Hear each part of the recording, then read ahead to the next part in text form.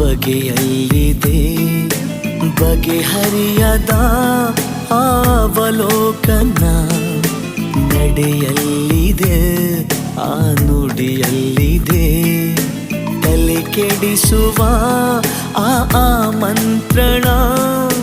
ಕನಸಿಗಿಂತ ಚಂದವಾಗಿ ಅಳಿಸದಂತ ಗಂಧವಾಗಿ ಮೊದಲ ಬಾರಿ ಕಂಡ ಕ್ಷಣವೇ ಬಂದಿಯಾದೆನು. ಹೋದೆ ನಾನು ಕಳೆದು ದಯಮಾಡಿ ಪತ್ತೆ ಮಾಡಬೇಡಿ ಅಂತ ರೂಪಸಿ ನನ್ನ ಪ್ರೇಯಸಿ. ಒಮ್ಮೆ ಅವಳಿಗೆ ನನ್ನ ತೋರಿಸಿ,